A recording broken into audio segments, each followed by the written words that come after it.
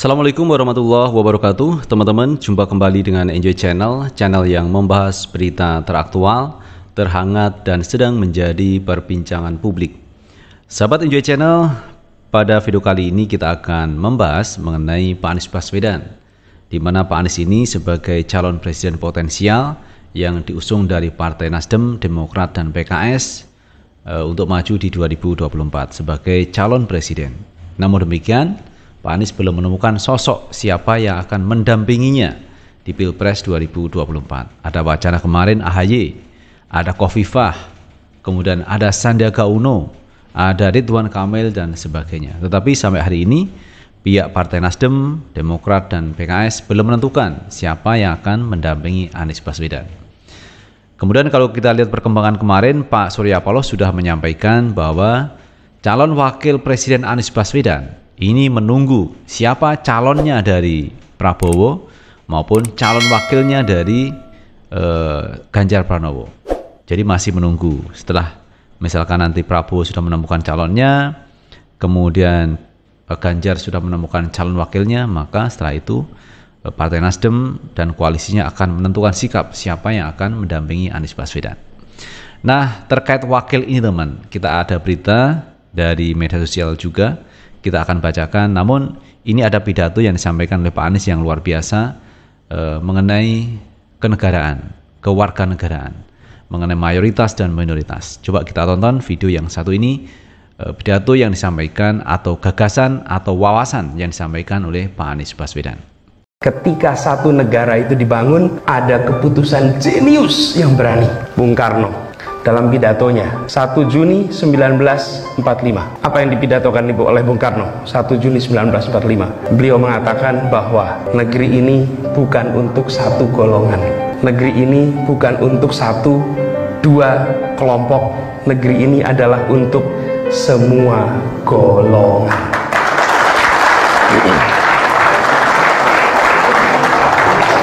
Bapak Ibu semua, beliau menggunakan istilahnya apa? Golongan.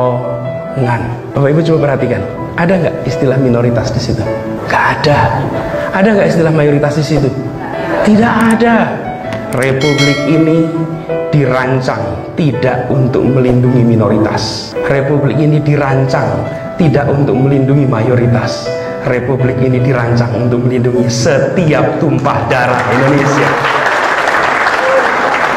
Tidak ada kata. Kenapa? Minoritas mayoritas itu ukuran, size. Kalau golongan itu variasi. Kalau golongan katanya ukuran. Begitu kita bicara tentang minoritas mayoritas, mau pakai minoritas apa? Pakai etnik, 416 suku bangsa. This is a multi-minority nations. Pakai ukuran etnik. Oke. Pakai ukuran agama. Lalu muncul ada yang namanya Muslim, jumlahnya mayoritas. Ada yang Nasrani, ada yang Hindu, Buddha, Katolik, lalu muncul minoritas, lalu muncul ukuran. Pakai ekonomi, langsung kelihatan mana yang ekonominya ngontrol besar, mana ekonomi yang ngontrol kecil, langsung kelihatan. Tapi para pendiri republik ini jenius. Mereka tak berbicara ukuran, mereka berbicara tentang kebinekaan tanpa membicarakan keukuran. Nah, karena itu saya selalu tidak nyaman. Saya tidak pernah setuju dengan penggunaan istilah itu. Saya menuliskan di Kompas. Saya tulis di Kompas itu kira-kira 2010-2011. Kalimatnya persis. Saya berhenti menggunakan istilah minoritas, mayoritas. Tapi gunakan istilah golongan. Karena itulah yang digunakan oleh para pendiri republik kita. Nah, itu sahabat Enjoy Channel yang disampaikan Pak Anies Baswedan mengenai kenegaraan. Jadi negara ini menjamin seluruh tumpah darah Indonesia, bukan hanya minoritas atau mayoritas. Karena Pak Anies tidak setuju dengan minoritas mayoritas, tetapi lebih setuju dengan golongan.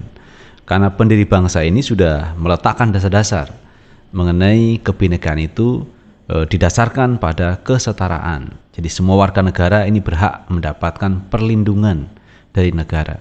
Jadi seluruh tumpah darah Indonesia itu dilindungi teman oleh negara. Itu konsepnya. Dan itu mesti harus diwujudkan oleh pemimpin yang kredibel, pemimpin yang kuat teman-teman, kuat gagasan, kuat wawasan, dan kuat keperpihakan kepada warga masyarakat. Nah teman-teman, untuk mengenai calon wakil presiden ini ada pengamat yang menilai bahwa sosok AHY ini pantas menjadi calon wakilnya Pak Anies Baswedan. Kita baca berita dari tribun.com. Pengamat sebut AHY memiliki elektabilitas yang cukup, dinilai bakal jadi cawapres Anies Baswedan. Pengamat politik Universitas Al-Azhar Ujang Komarudin menyebut kemungkinan sosok calon wakil presiden yang akan mendampingi Anies adalah Agus Harimurti Yudhoyono. Sebelumnya Anies Baswedan telah memaparkan kriterianya untuk pendampingnya pada Pilpres 2024 mendatang. Kalau kita lihat ada 5 kriteria yang sudah disampaikan Anies terkait bakal calon wakil presidennya.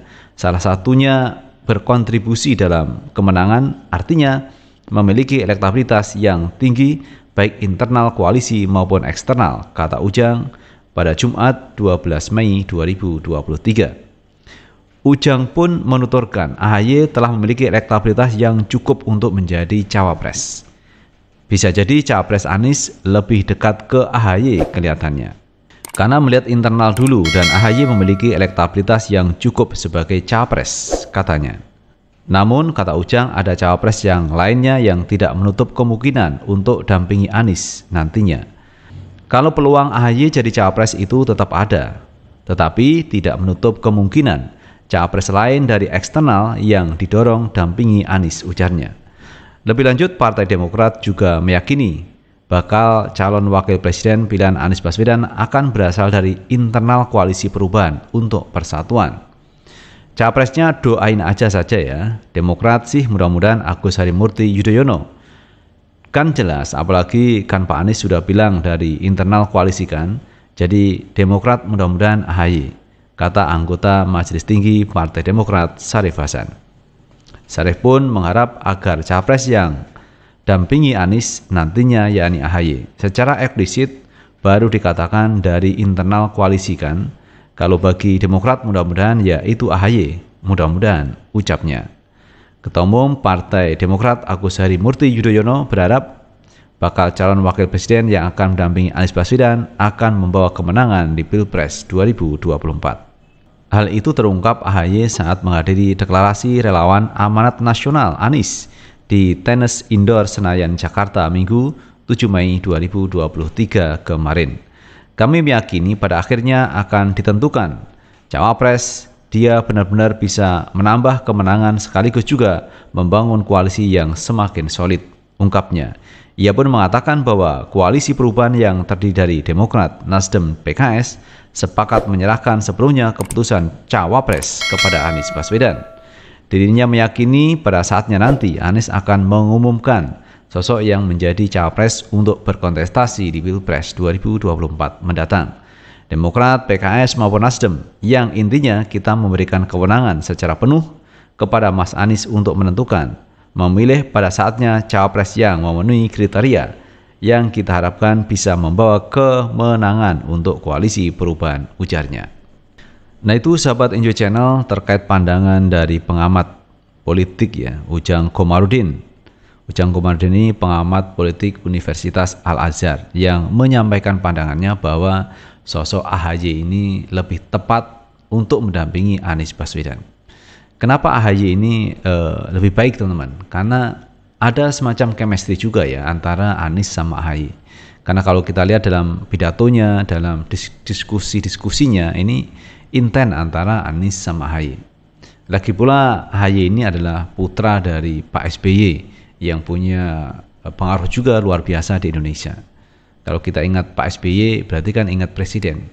Kalau anaknya presiden maju menjadi calon wakil presiden, tentu saja banyak masyarakat yang mendukung pencalonan AHY. Karena bagaimanapun juga teman, antara anak dan ayah itu tidak bisa dipisahkan dalam kancah politik. Karena bagaimanapun juga namanya anak, kalau punya kemauan, punya keinginan tentu akan disupport oleh ayahnya. Dalam hal ini oleh Pak SBY.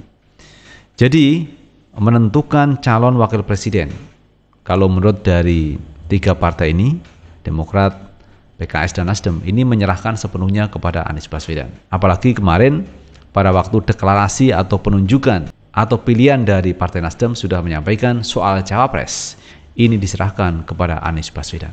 Mudah-mudahan Pak Anies bisa menemukan sosok cawapres yang tepat dan bisa membawa kemenangan di Pilpres 2024 yang akan datang.